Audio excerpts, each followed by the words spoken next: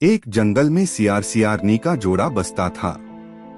लिपी हुई साफ सुथरी खोह, चारे खेत की दूरी पर निर्मल पानी का पोखर, जंगल में बेर के अनगिनत झाड़ झंखाड़, चुन चुन कर मीठे बेर खाते, सुख और आनंद की कोई सीमा नहीं। परस्पर बेहद प्रेम, एक दूसरे की छाया पर जान देते।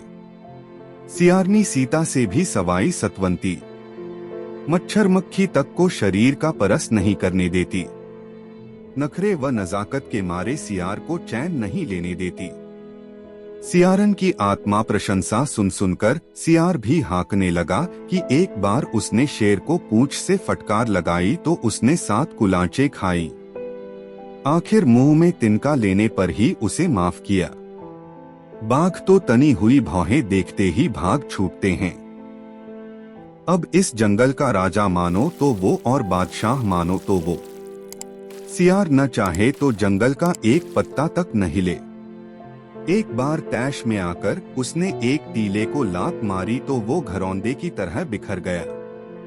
उसकी दहाड़ सुनकर बादल फटने लगते हैं। सियारनी को अपने पति पर बेहद गुमान था। एक बार आधी रात ढले सियारनी को प्यास लगी तो उसने अपने पति को जगाकर साथ चलने के लिए कहा। सियार झपकी लेते बोला, ऊँघ के मारे तो मेरी आंख ही नहीं खुलती, तू अकेली ही जाकर।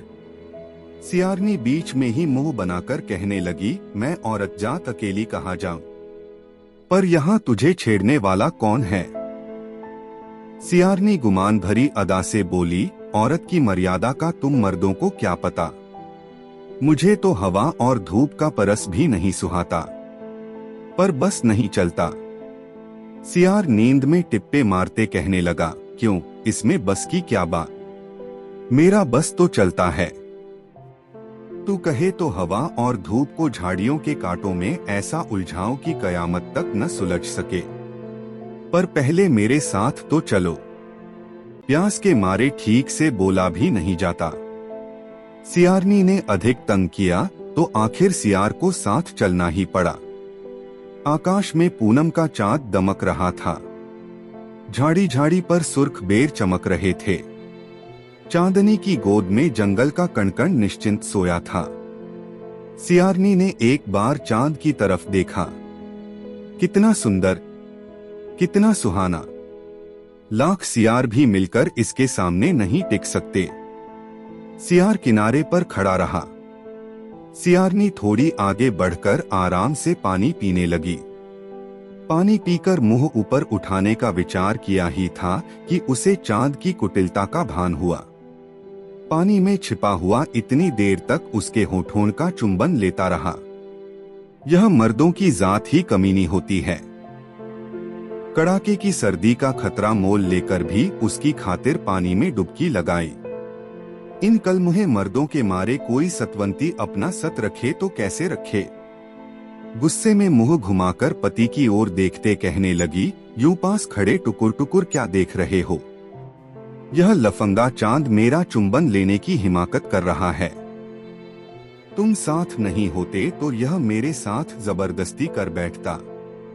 घरवाली की यह बात सुनकर सियार का मुंह गुस्से से तमतमा उठा। दांत पीसते हुए बोला, कौन, यह छछूंदर सा मरियल चांद, इसकी यह मजाल, तू कहे तो इसके परखचे उड़ा दूं। इतना कहकर वो शेर की तरह पंजा पटकने लगा, मानो चांद का इसी पल सफाया कर डालेगा। सियारनी ने एक बार फिर मुंह ऊंचा करके चांद की तरफ देखा। चांद भी उसका चेहरा देखने के लिए तड़प रहा था। कितना आकर्षक, कितना कांतिमय। पति को टोकते बोली, जाने दो, इस बदनजर चंडाल के पीछे सारी दुनिया तकलीफ उठाएगी। बेचारे बाल गोपाल अंधेरे में ज्यादा डरेंगे। क्रोध में उफनते सियार ने और जोर से पंजा पटका। कहने लगा, नहीं नहीं, तू कहे तो अभी इस चांद की लुगदी बना दूं। घरवाली पति का हाथ पकड़कर बोली, जाने दो, जाने दो, तुम अपने सर नाहक बदनामी क्यों लेते हो। घरवाली ने बार बार रोका तो सियार मान गया, नहीं तो दुनिया की बहुत बुरी गत बनती। लौटते समय सियारनी सियार को समझाने लगी कि अपना सत और अपनी सावचेती अपने पास। यह मर्दुआ चांद तरसता है तो तरसने दो, वह तो रात को अपनी खोह के बाहर मुंह भी नहीं निकालेगी। सियार निर्लज्ज चांद पर दांत पीसते खोह में घुस गया। अपने रूप के गुमान में फूली सियारनी को काफी देर से नींद आई। सुबह 2 घड़ी दिन चढ़े मुश्किल से जगी। आंखें मलते मलते खोह से बाहर आई। सूरज उसका रूप निहारने के लिए बेसब्री से तड़प रहा था। यह मर्दों की जात ही भाड़ में झोंकने लायक है।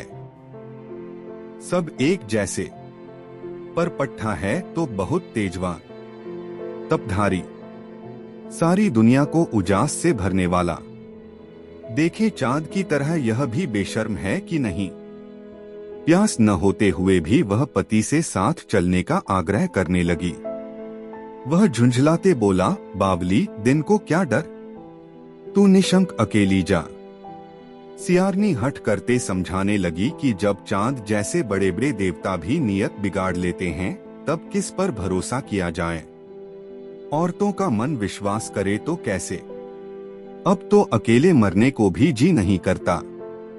जब सियारनी ने पीछा नहीं छोड़ा तो सियार को बेमन ही साथ जाना पड़ा। सियारनी ने जितनी बार तिरछी नजर से देखा, उतनी ही बार उसने सूरज को उसका रूप निहारने की खातिर तरसता पाया। किनारे पहुंचते ही चांद की तरह कुटिल सूरज भी पानी में डुबकी लगाए साफ नजर आया। पराई स्त्राई का शील भ्रष्ट करने में इन मर्दों को जाने क्या हाथ लगता है। सियारनी ने पानी पीने की खातिर मुंह नीचा किया ही था कि झिझककर मुंह घुमाया। पति की तरफ देखते हुए कहने लगी, जो सोचा था वही हुआ। यह कमीना सूरज तो चांद से भी अव्वल निकला। दिन के उजाले में भी खुल्लम खुल्ला अंदर छुपा हुआ है। सियार लपक कर पास आया। बेहद गुस्से से पूछा, कहाँ? सियारनी डुबकी लगाए हुए सूरज की तरफ इशारा करते बोली, वो रहा, लंपट कहीं का। अब सियार के गुस्से पर क्या अंकुश। बब्बर शेर की तरह पंजा पटकते बोला, तू कहे तो अभी इस मरदूद सूरज को जमीन में गाड़ दूं। सियारनी ने फिर गम खाया। पति को मना करते बोली, जाने दो, अपने स्वार्थ की खातिर सारी दुनिया तकलीफ उठाएगी। वह किस तरह अंधेरे में अपना गुजर बसर करेगी। सियार के कलेजे में आग सी भड़क उठी। दुगुने जोश से फिर पंजा पटका। दांत पीसते बोला, नहीं, तू कहे तो अभी इस मर्दुए सूरज को बेर की तरह निगल जाऊं, मतीरे की खुपरी की तरह खुरच डालूं। सियारनी पति के पैर पकड़कर कहने लगी, जाने दो, थोड़ी दया विचारो, दुनिया बद्दुआ देगी। अपने सर बेकार क्यों बदनामी लेते हो। सियार गुस्से में जोर से बोला, बेकार कैसे, ऐसे आवारा को छोड़ने से पाप लगता है। तू देखती जा, मुझे अब कुछ नहीं देखना, मेरे देखने से दुनिया मिट जाएगी। गम खाओ, अपनी सावचेती अपने पास। तुम ऊपर मुंह करके इस निगोड़े सूरज का ध्यान रखो, तब तक मैं पेट भरकर पानी पी लूं। आखिर सियारनी के मना करने पर सियार ने जैसे तैसे जब्त किया। वो बिना पलक झपकाए सूरज की तरफ एकटक देखता रहा। उसकी ओज का सूरज के मन पर ऐसा डर बैठा कि वो फिर अपनी जगह से हिला तक नहीं। सियारनी काफी देर तक मजे से पानी पीती रही और पानी में छिपा सूरज उसके होठों का चुंबन लेता रहा। ऐसी प्यास पहले कभी नहीं बुझी।